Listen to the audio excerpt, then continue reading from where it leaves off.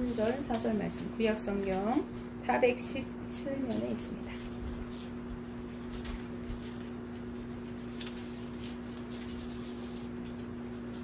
사무엘상 7장 3절, 4절 말씀을 제가 봉독해 드리도록 하겠습니다. 사무엘이 이스라엘 온 족속에게 말하여 이르되 만일 너희가 전심으로 여호와께 돌아오려거든 이방 신들과 아스다롯을 너희 중에서 제거하고 너희 마음을 여호와께로 향하여 그만을 섬기라. 그리하면 너희를 블레셋 사람의 손에서 건져내시리라. 이에 이스라엘 자손이 바알들과 아스다롯을 제거하고 여호와만 섬기니라. 아멘.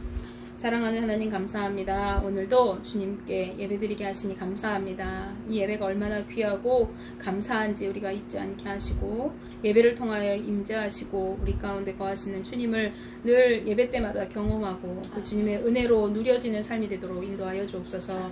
지금 말씀을 나누려고 합니다. 하나님 우리의 영의 귀를 열어주시고 영안을 열어주시옵소서. 말씀 가운데 주님의 뜻을 분별하여 알게 하시고 그 뜻대로 살아갈 수 있도록 전하는 자와 듣는 자 말씀 안에 한 마음으로 은혜 받게 하시고 또 그렇게 살아갈 때 우리 삶을 통해서 주님의 뜻이 이 땅 가운데 이루어질 수 있도록 은혜 내려 주옵소서. 주님 홀로 영광 받으시기 원합니다. 예수님의 이름으로 기도합니다. 아멘. 네, 감사합니다.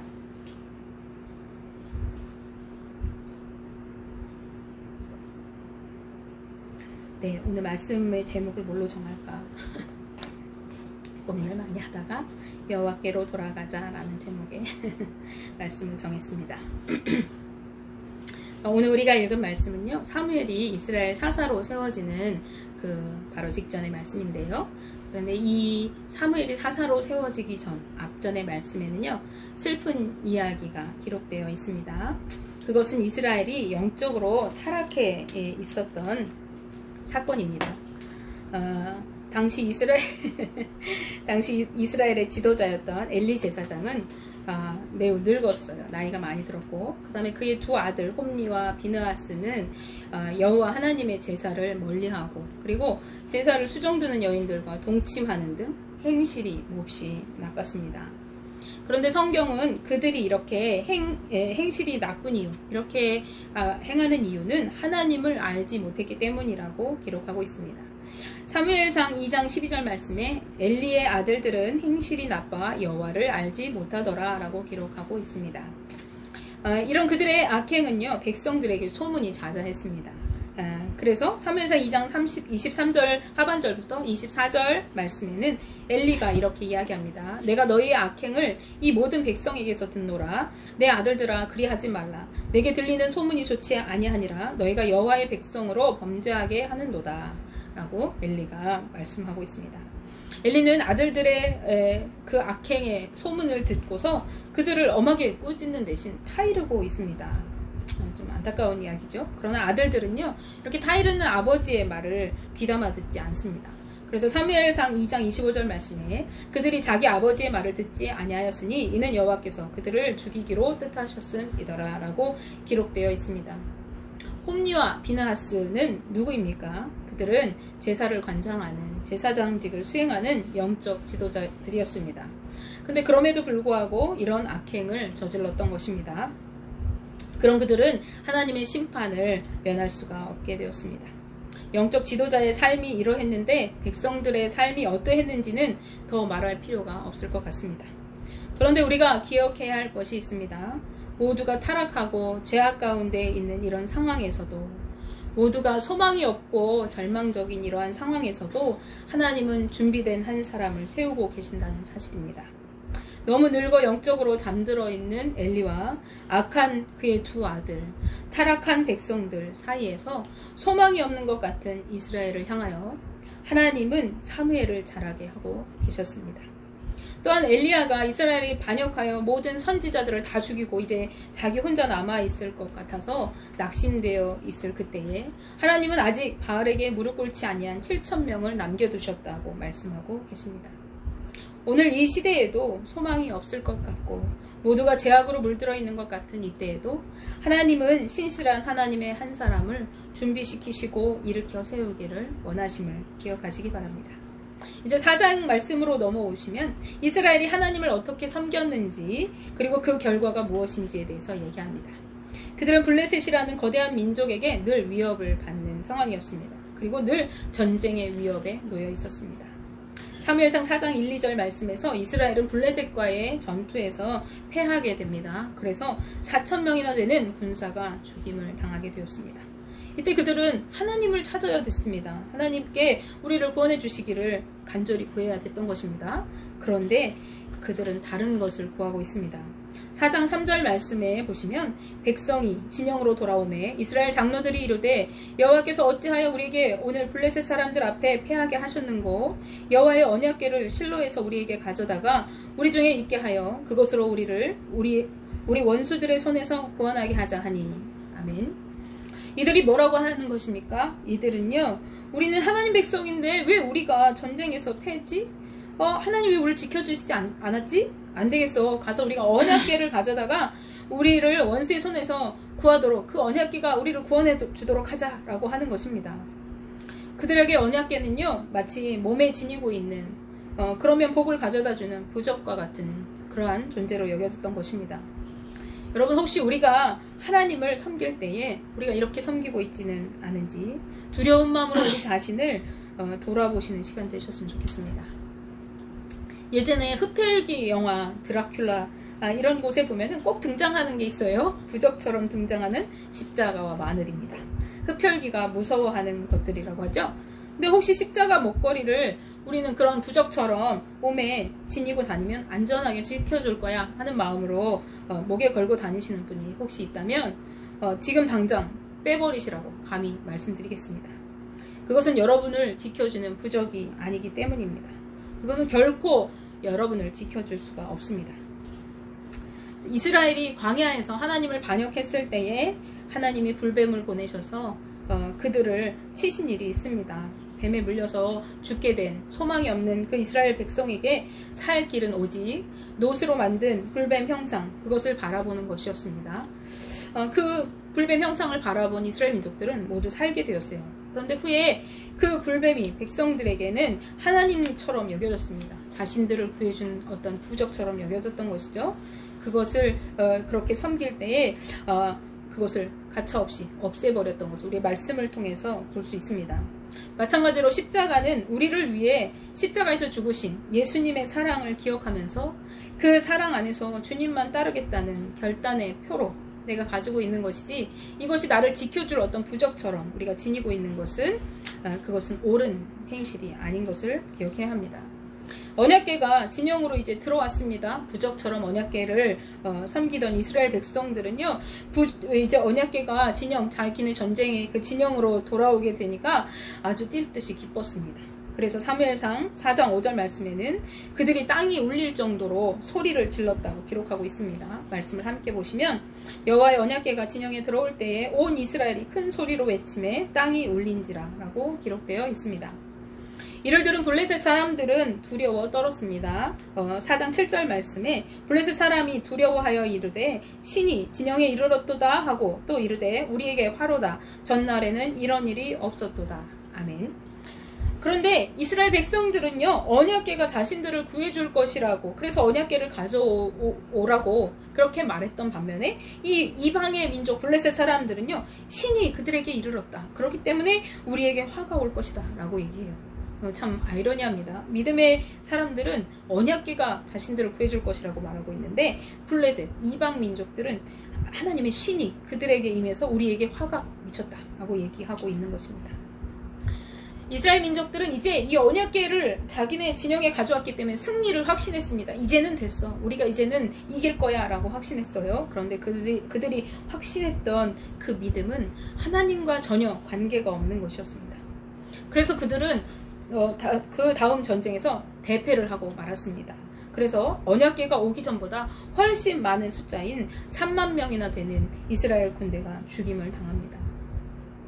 뿐만 아니라 자신들이 그렇게 귀하게 여겼던 언약궤도 빼앗기고 마는 것입니다. 이 전투에서 엘리의 아들 홈니와 비느하스는 하나님께서 예언하신 대로 한날에 함께 죽임을 당하게 되었습니다. 그리고 언약궤를 빼앗긴 것과 아들들의 죽음에 관한 소식을 들은 엘리는 목이 부러져 죽고 말았습니다. 이 사건은 엘리의 가문에도 또 이스라엘 백성에게도 슬픈 일이지만 하나님께도 슬픈 일이 아닐 수 없었습니다. 이제 하나님의 전에 있어야 할 언약궤는 이방의 우상을 섬기는 신전 아스다롯에 놓여지게 되어집니다. 그리고 그곳에서 다시 가드로 놓여지게 됩니다. 그 다음에 또 가드에서 다시 에그론이라는 곳으로 옮겨가게 됩니다. 이렇게 7개월이라는 세월 동안 블레셋 땅을 여기저기 옮겨 다니는 신세가 되었습니다. 그리고 언약궤가 가는 곳곳마다에 하나님은 그 땅을 심판하셔서 독한 종기가 나게 하시고 죽음의 심판이 임하게 하셨어요. 내용들이 사무엘상 5장에 기록되어 있습니다. 이제 블레셋 사람들은 이제 자신의 땅에 악한 독종의 종기가 나고 그 다음에 죽음의 그 심판이 이르르니까 이제 이야기하는 거예요. 이 궤를 우리가 있던 곳으로 돌려보내자 라고 얘기합니다. 그래서 블레셋 사람들은 그냥 돌려보내지 않아요. 이방 사람들인데 이거 그냥 돌려보내면 안 돼. 그래서 속건제 제물과 함께 언약궤를 벳세메스라는 곳으로 보내게 되는데요. 이 벳세메스에는 여호수아의 밭이 있었습니다. 그 여호수아의 밭에 이르렀을 때 그곳에 있는 선지자 무리들이 번제물을 언약궤를 싣고 온 송아지를 잡고 예물을 드려서 하나님께 번제를 올려드리게 되어집니다. 이 하나님께 번제를 드리는 데까지는 좋았어요. 그런데 이 변질된 신앙은 하나님의 궤를 하찮게 여겼던 것 같아요. 그래서 이 벳세메스 사람들이 이제 궁금하잖아요. 언약궤를 이렇게 들여다보고 말았습니다. 그래서 그로 인해 가지고 하나님께서 그곳 백성들을 치세요. 하나님의 백성인데도 하나님의 언약궤를 우습게 출애굽하는 당시에 보시면은 하나님의 얼굴을 대하기만 해도 죽임을 당하겠잖아요. 제사장들도 함부로 제단에 들어갈 수가 없잖아요. 그런데 그 언약궤를 이렇게 들여다본 거예요. 그랬을 때 죽임을 당하게 되는데 그곳 백성들이 그 죽임을 당함으로 인하여서 슬피 울었다. 성경은 기록하고 있습니다. 사무엘상 6장 19절 말씀을 함께 보시면 벳세메스 사람들이 여호와의 궤를 들여다본 까닭에 그들을 치사 5만 70명을 죽이신지라 여호와께서 백성을 쳐서 크게 살육하셨으므로 백성이 슬피 울었더라 라고 기록하고 있습니다. 5만이라는 데 가로가 쳐져 있고요. 어떠한 사본에는 그 5만이라는 숫자가 기록되어있지 않다고 그래요. 그런데 거기에 큰 살육이 났다 하는 걸 볼 때 제 소견에는 5만이라는 숫자가 들어가는 게 맞지 않을까 이렇게 생각이 들 정도입니다. 이제 그곳 사람들은 거룩하신 하나님을 두려워했습니다. 그래서 언약궤가 자기들에게 있는 곳을 부담스러워했어요. 그래서 전령들을 기럇 여아림이라는 곳에 전령들을 보내가지고 이제 언약궤를 옮겨가달라. 우리 땅에 언약궤가 돌아왔는데 이 언약궤를 좀 옮겨갔으면 좋겠다라고 얘기를 합니다. 그래서 이 언약궤가 최종적으로 가는 곳이 어디냐면 기럇 여아림, 발음이 어려워요. 기럇 여아림이라는 곳으로 옮겨지게 되고 그곳 산에 사는 아비나답의 집에 머물게 되어집니다. 그리고 그 아비나답의 아들 엘리아사를 거룩하게 구별해야 돼. 그냥 하는 것이 아니라 거룩하게 구별하여 가지고 그 언약궤를 지키게 하는 거예요. 근데 지키는데 그곳에서 얼마 동안 있었냐? 20년 동안 그 하나님의 궤가 성전에 있어야 할 궤가 이제 아비나답의 집에 이렇게 20년 동안 머물러 있게 됩니다. 20년이 지나는 동안 이스라엘 백성들은 이제 여호와를 사모하게 되어졌어요. 블레셋의 지배하에 있으면서 그들은 자신들의 잘못을 뉘우치게 되고 하나님께서 구원하여 주시기를 바랐을 것입니다. 이스라엘은 블레셋이라는 막강한 나라의 위협 앞에 놓여 시달림을 당했고 또 엘리야는 또 그의 아들들은 다 죽음을 당했어요. 그래서 백성들을 이끌어줄 지도자가 없는 상황이었습니다. 그래서 자기 소견대로 옳은 대로 살아갈 수밖에 없는 이때에 그럼 그들은 하나님을 사모하는 한편으로는 또 지푸라기라도 잡는 심정으로 우상들을 마구 섬겼어요. 제가 예전에 이런 분들을 봤어요. 하나님, 부처님, 천지신명님 이렇게 부르는 분들을 봤는데 왜 그렇게 기도하냐? 그 중에 한 신이라도 나를 구원해 주시기를 위해서 이렇게 부른다 했는 참 어리석은 그런 행동이잖아요. 이스라엘 민족이 그렇게 했다는 거예요. 하나님도 부르고 바알도 부르고 아스다롯도 부르고 했다는 것입니다. 이때 하나님이 준비해 두신 사무엘이 짠 하고 등장합니다. 그리고 백성에게 말하는 거예요. 오늘 우리가 읽은 말씀 본문입니다. 7장 3절 말씀에 사무엘이 이스라엘 온 족속에게 말하여 이르되 만일 너희가 전심으로 여호와께 돌아오려거든 이방 신들과 아스다롯을 너희 중에서 제거하고 너희 마음을 여호와께로 향하여 그만을 섬기라. 그리하면 너희를 블레셋 사람의 손에서 건져내시리라. 아멘. 네, 그는 진정한 구원의 길을 제시하고 있는 것입니다. 그것은 무엇이냐? 여호와께 돌아오면 된다는 것입니다. 여호와께 돌아오면 됩니다. 요즘 교회들에서 다시 복음으로 돌아가자, 다시 주님께로 돌아가자라고 합니다. 그럼 어떻게 주님께로 돌아갈 수 있습니까? 우리가 사무엘을 통해서 한번 생각해 보면 좋을 것 같습니다. 그 첫 번째는 무엇이냐? 바로 제거하는 것입니다. 무엇을 제거합니까? 바로 이방 신들과 아스타롯을 제거하는 것입니다. 다시 말씀드리면 우리가 하나님을 섬기는데 방해되는 모든 요소를 제거하는 것입니다. 성경에는 우상을 제거하는 것과 회개의 연관성을 밝히는 본문이 자주 등장하는데요. 제가 봤던 내용인데 창세기 35장 2절 말씀에 보시면 야곱이 세겜에서 이제 딸 디나가 수치를 당하고 아들들이 막 살육을 하고 그 세겜에서 다시 우리가 베델로 올라가자라고 이야기를 할 때 온 가족들에게 이야기합니다. 이제 집안의 모든 우상들을 다 제거하고 너희 몸을 정결하게 하고 옷을 갈아입으라. 그리고 우리가 베델로 돌아가자라고 이렇게 기록하고 있어요. 그런가 하면은 여호수아 24장 23절 말씀에서 여호수아가 이제 자신이 다 늙었어. 이제 죽게 되어졌을 때예요. 생애 마지막 설교에서 이렇게 백성들에게 설교합니다. 너희들은 이방 신들을 제거하고 하나님께로 돌아가라 라고 이렇게 촉구하는 설교를 하고 있습니다. 여호수아의 유명한 말씀 있잖아요. 나와 내 집은 오직 여호와만 섬기겠다. 이스라엘 민족들에게 너희도 우상을 제하고 하나님께로 돌아가라 라고 얘기하고 있습니다. 이처럼 회개하고 하나님께 돌아가기 위해서는요, 반드시 우상과 그 다음에 우상을 섬겼던 산당 다 회파, 다 없애야 됩니다. 그 다음에 산당에 있는 기물들을 다 제거해야 돼요. 그 다음에 우상을 섬김으로 뒤따르는 그 이스라엘 민족들이 우상을 섬길 때, 그 이방 신들을 섬길 때 그 제사의 마지막은 꼭 음란한 행위들을 했거든요. 그래서 이 우상을 섬김으로 인해서 이제 따라오게 되어지는 음란하고 퇴폐적인 그런 집단적인 행위들이 있습니다. 그런 것들을 다 제거해야 하는 것입니다. 당시 이스라엘 백성들에게 이것은 쉬운 일이 아니었을 것입니다. 왜냐하면 그들은 이 불안정한 지도자도 없고 그 다음에 어떻게 살아야 할지도 모르고 언약궤는 다른 곳에 가 있고 블레셋은 늘 쳐들어오고 이런 불안정한 삶 속에서 이제 우상 숭배, 이 신도 붙잡고 저 신도 붙잡고 누군가는 나를 구원해 줄 그런 삶이 삶 속 깊숙이 자리 잡고 있었기 때문에 그것을 없애는 것은 어려웠을 것입니다. 성경에 너희 중에 라고 해석된 단어가 있어요. 너희 중에 라는 말은요, 너희 중심으로부터 라는 뜻입니다. 너희 중에, 너희 중심에 가지고 있는 그것들, 전심으로 여호와께 돌아오면, 우상과 연관된 삶의 방식에서 철저히 벗어나야만 여호와께로 전심으로 돌아올 수가 있어요. 내 중심에 깊이 뿌리박고 있던 그 우상을 따랐던 그것들 다 철저하게 벗어버려야만 전심으로 하나님을 따를 수가 있는 것입니다. 우리 가운데 하나님을 섬기는데 방해되는 요소들이 삶에 스며 있다면은 우리가 그것을 철저히 제거해야 합니다. 우리 가운데 내가 하나님을 섬긴다고 하면서 하나님과 관계없는 우상처럼 섬겨지는 것들이 있지는 않은지 돌아봐야 합니다.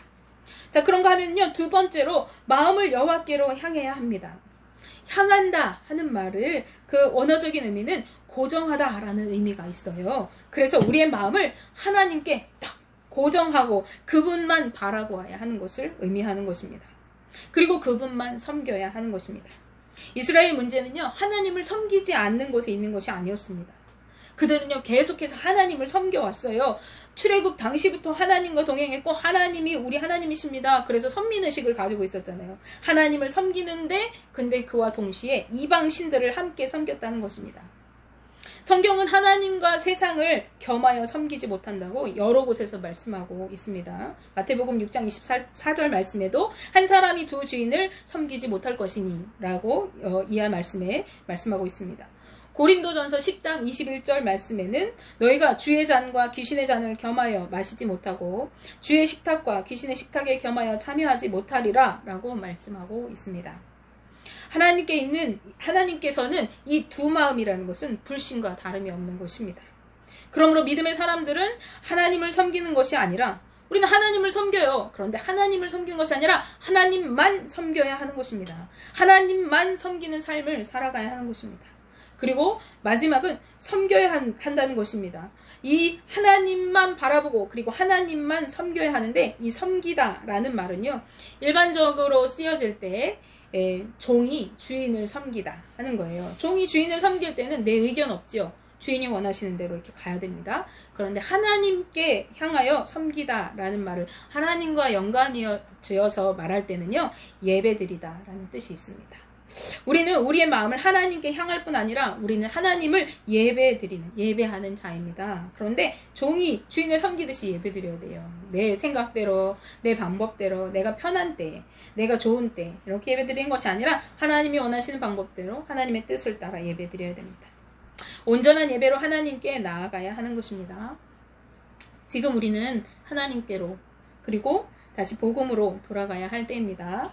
그러기 위해서 우리의 삶을 다시 한번 살피고 우리가 하나님께 나아가는데 거리끼는 것들, 우리 삶 속에 스며있는 우상같이 섬기는 것들을 다 제해버리고 우리 가운데 음란하고 퇴폐적인 어떠한 것들, 하나님과 겸하여 섬기는 어떠한 것들 다 제해버려야 합니다. 그런가 하면은 세상과 하나님을 겸하여 섬기지 말고 우리 마음을 하나님께로만 향해야 하는 것입니다. 그리고 온전한 예배로 나아가야 하겠습니다. 사무엘상 7장 4절 말씀에 보시면 사무엘의 말을 들은 이스라엘 민족들은요, 그들의 삶을 돌이킵니다. 이렇게 함께 보시면 이에 이스라엘 자손이 바알들과 아스타롯을 제거하고 여호와만 섬기니라. 아멘. 이게 기록되어 있어요. 이렇게 이스라엘 민족들이 사무엘의 말을 듣고 이제 자기네들에게서 우상을 다 제어하고 하나님만 섬기겠다 결단하고 나아가니까요. 사무엘상 7장 12절 말씀에 사무엘이 돌을 취하여 세우고 그곳을 에벤에셀이라, 우리가 잘 알고 있죠. 에벤에셀이라. 여호와께서 오늘까지 우리를 도우셨다. 여기까지 도우셨다. 그래서 도움의 돌을 세우게 됩니다. 그리고 그 이하의 말씀에 보면요, 사무엘이 사는 날 동안에 하나님께서 블레셋 사람을 막으셨다고 성경이 기록합니다. 아까 사무엘이 선포했던 3절 말씀이 그대로 이루어졌어요. 너희가 하나님께만, 하나님을 향하여 하나님만 섬기면, 그러면 너희를 블레셋 사람의 손에서 건져내시리라 하나님 말씀이 그대로 사무엘이 살아있는 동안에 이루어졌다는 것입니다. 하나님께 돌이키게 되자 하나님께서 그들을 도우셨고 보호해 주셨습니다. 오늘 우리는 하나님께로 다시 돌아가야 합니다. 다시 복음으로 세워져야 합니다. 어떻게 해야 합니까? 우리 삶을 살펴보시기 바라요. 우리가 하나님을 믿는다고 하는데, 우리가 예배 드린다고 하는데, 우리가 신앙생활 한다고 하는데 하나님과 상관없이 하는 것들이 많아요. 어제 어느 전도사님을 만나서 얘기를 했습니다. 우리가 하나님을 위해서 한다고 하면서 내 욕망으로, 내 어떠한 그런 야망을 가지고 하는 것들이 얼마나 많은가. 하나님을 위해서 한다고 하면서 나를 내세우려고 하는 것들이 얼마나 많은가. 우리가 그것들을 점검해야 한다 하는 얘기들을 했습니다. 우리가 하나님을 섬긴다고 하면서 우상처럼 섬겨지는 그 모든 것들, 나를 내세우려고 하는 것들, 세상적인 것들, 그런 것 내려놓으시고 이제 하나님께 우리 마음을 고정하고 하나님만 바라보며 온전한 예배로 나아가실 때 하나님께서 우리에게 약속하신 축복, 하나님께서 우리에게 약속하신 구원이 온전히 이루어지길 원합니다. 우리에게, 그리고 우리 가정에, 그리고 이 나라 민족 가운데, 열방 가운데 그런 하나님의 인도하심이 있으시기를 주님의 이름으로 축복합니다.